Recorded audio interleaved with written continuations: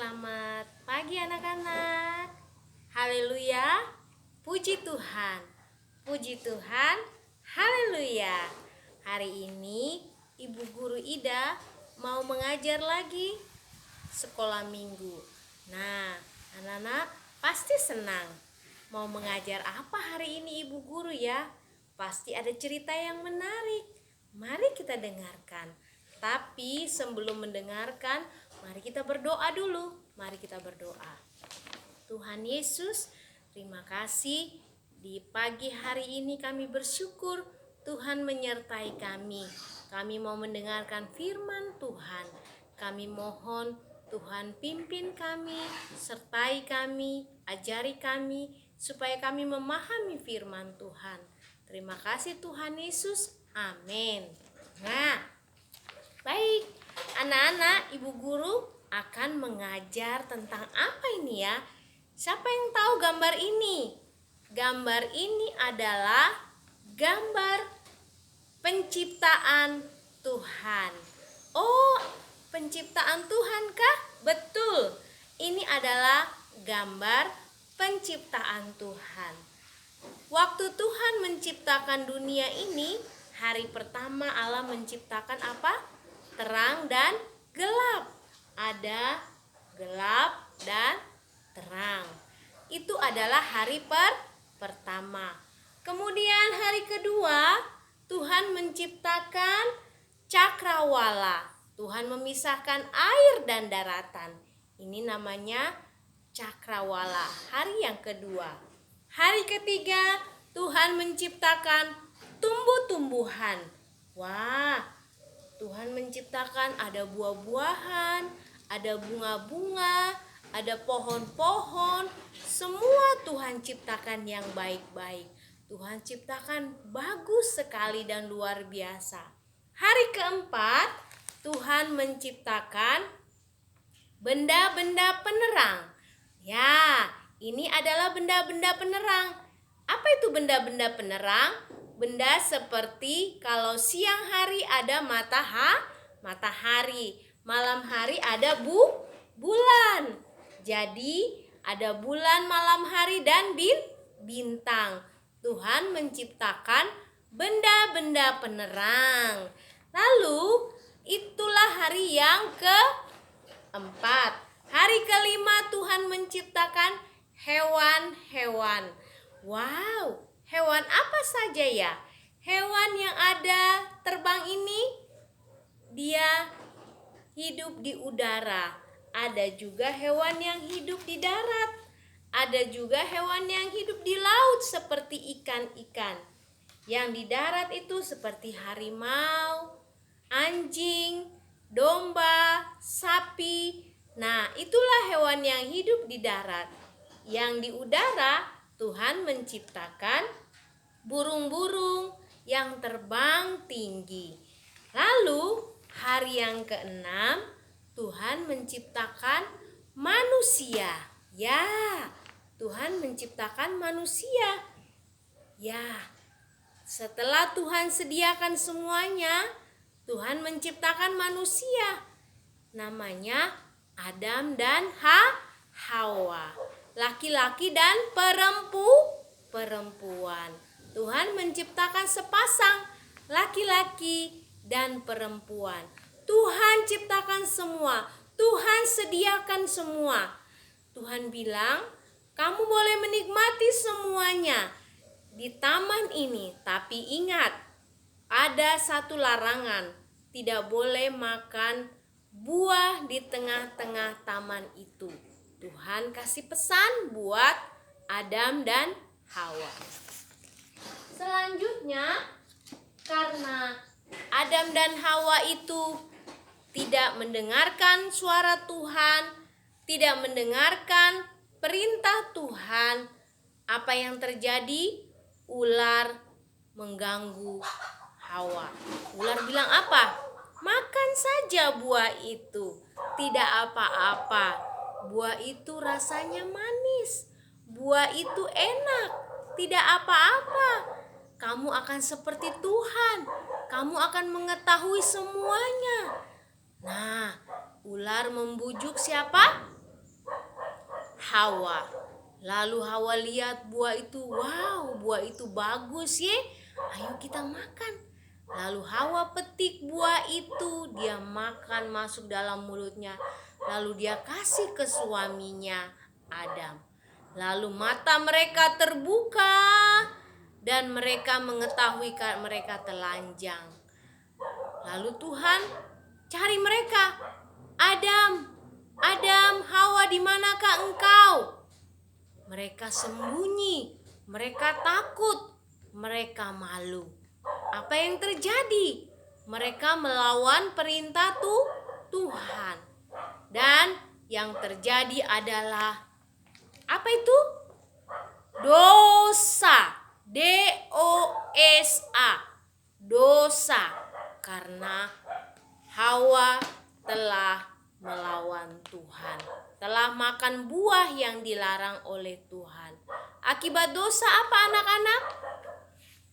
Nah, akibat dosa ini temannya mengambil boneka. Temannya, dia bertengkar, marah-marah. Dia berlari mencuri bonekanya. Akibat dosa apa lagi? Anak ini melawan mamanya dan bapaknya. Papa bilang, dia tidak mau dengar apa yang disampaikan mama dan bapaknya. Akibat dosa apa lagi? Dia mengejek teman-temannya. Ada temannya yang tidak baik, mungkin kurang baik kulitnya, rambutnya. Bukan kurang baik, tapi karena berbeda dengan mereka, dia mengejeknya. Akhirnya temannya menangis. Itu adalah akibat dosa. Karena akibat dosa, Tuhan disalibkan. Tuhan disalibkan di kayu salib. Karena dosa manusia, Tuhan disalibkan. Seharusnya yang disalibkan siapa? Kita semua manusia. Tapi Tuhan menyelamatkan kita. Yang harusnya kita dicambuk, yang harusnya kita disalibkan di paku, tangan kita, kaki kita, kepala kita yang harus dimahkotai duri. Tapi apa? Tuhan yang menggantikannya. Tuhan yang menggantikan semua dosa-dosa kita. Karena kita seharusnya berdosa, seharusnya kita tidak layak. Tapi Tuhan yang menggantikan dosa-dosa kita. Tuhan kita disalibkan, berdarah di kayu salib. Dia dicambuk, dipukuli, diludahi semuanya. Dicambuk sampai semua menangis melihat Tuhan Yesus. Seharusnya kita tidak layak.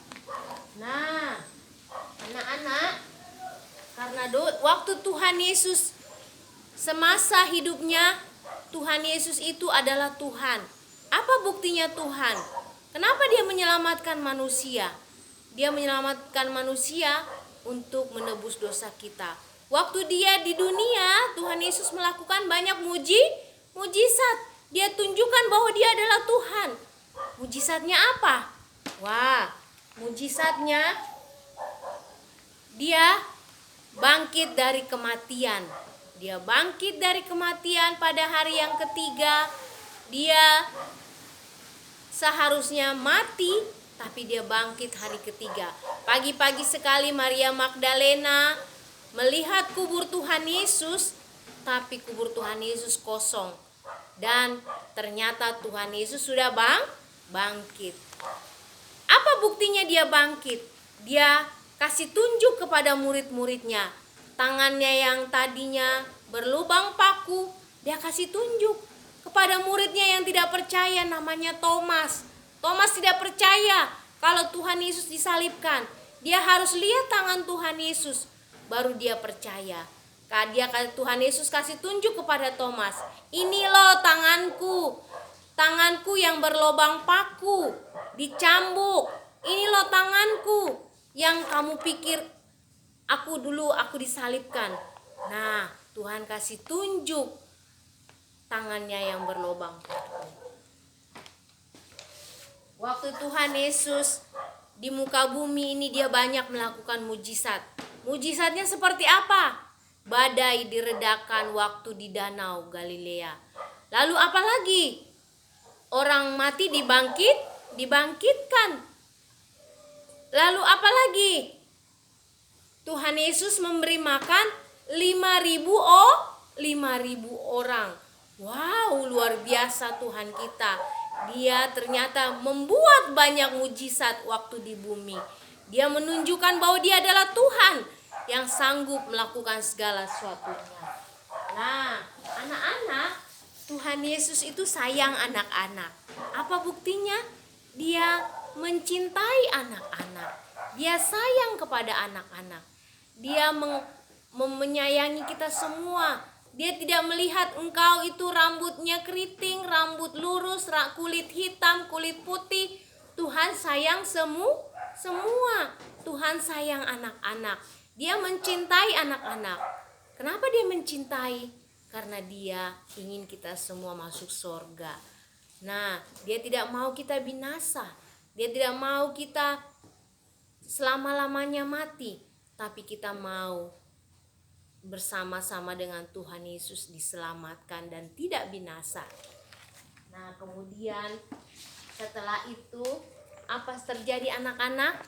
Tuhan mencintai anak-anak. Kalau kita mencintai Tuhan, pasti kita rajin berdoa. Setelah itu apa?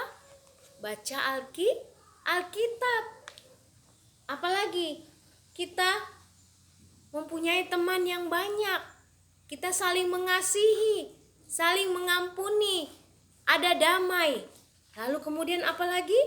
Tidak pernah membeda-bedakan kulit ataupun rambut. Kita semua di mata Tuhan adalah sama.